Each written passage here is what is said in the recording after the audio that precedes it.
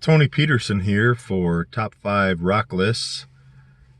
And today it's April 16th, and we are in the middle of the coronavirus quarantine. And we've got us a snow day going on here, surprisingly late.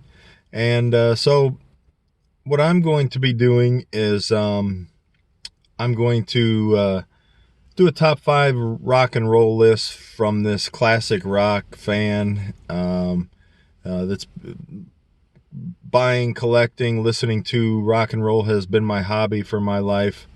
And I'm just trying to do something to kind of spark some conversation. And there was a time when I used to go into a record store and sit around and have conversations about bands and top 5 lists and what have you. And so I thought this would be kind of fun. I hope to do this once a week. Right now it's going to be on Thursdays. And so let's get this thing started. They're going to be kind of brief. I'm going to try and keep them to less than 5 minutes, hopefully, somewhere around there. And so let's get this thing started. You'll see me in different locations doing different things during the day. I'm not going to stop my day just to do this. I'm just going to take out my phone and do it. And I'm not going to be doing any editing. This will just come out not looking very smooth, but it's going to be fun, I think. So this is my top 5 list. It doesn't have to be yours. I'd love to hear your comments. I'd love to hear who your top 5 are, and what you think about my top 5. As long as your comments are polite, I appreciate it. Feel free to disagree, as long as you do it politely. I'm sure that there will be a lot of disagreeing. This is art is in the eye of the beholder, and this is what my eye sees. So today I'm going to start off with my top 5 favorite rock and roll drummers.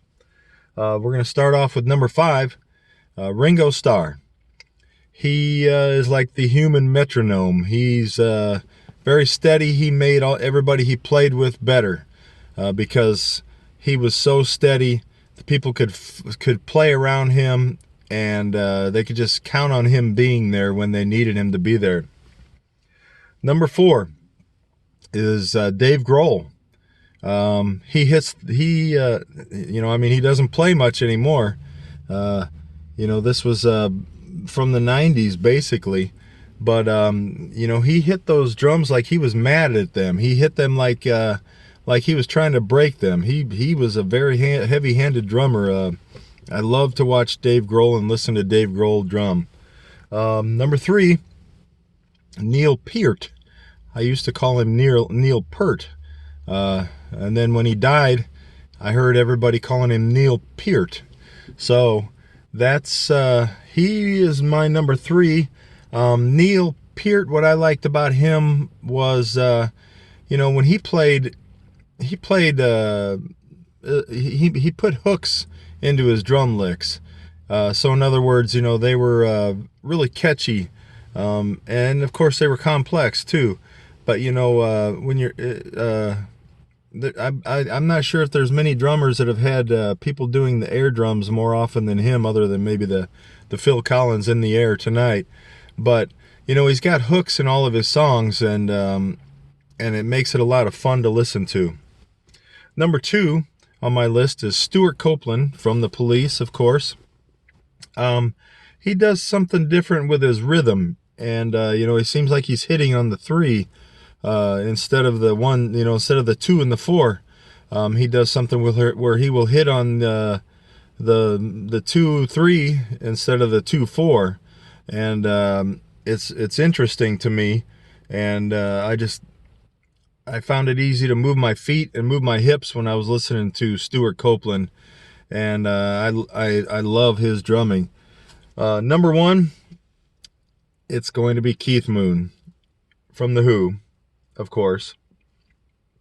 When you hear songs like Who Are You and Won't Get Fooled Again, and you know, all the chaos he puts into a song, and those fills that he puts in there. You know, I'm not sure if there's many bands that could play with somebody that played with the style of a Keith Moon, because he is you know, he's in the spot where he's playing when you may want to be playing your guitar or keyboards or whatever. You may want to put a little hook of your own in there, or you know, add a little rhythm and melody. But you know, in that band and with what he did, I'm not sure if the reason why he was so great was because he just had something different going on mentally in his brain, or what. I know he had, you know, based on what I've read and everything, he has something different going on in his brain. But you know, just the chaos that he brings, and boy, is it fun to listen to. You know, the way he was all over the place. So that's my top 5 list. I've got a couple of honorable mentions. You know, John Bonham, who's been in my top 5 list pretty much my whole life, and for some reason today I didn't put him in there. I'm not sure why. You know, I could probably have taken Dave Grohl out and put John Bonham in there really easily. Probably should have, to be honest with you, actually. But you know, he's also a heavy-handed drummer, and you know, he really anchored that as heavy a sound as rock and roll's ever had, which was Led Zeppelin. And then Mick Fleetwood is also on my honorable mention list. He has kind of an interesting rhythm. He seems to be off just slightly, and I guess the reason why he said is because he's left-handed, and he hits certain drums at a different time than the average drummer does. I'm not sure what it is, but he's interesting and he's fun to watch. You know, the way he's standing up sometimes when he's playing, even now as an old man, and you know, he's a lot of fun. And then I also wanted to throw Questlove in there. That guy's very versatile. He seems to be able to play just about anything, any style, and excel at it.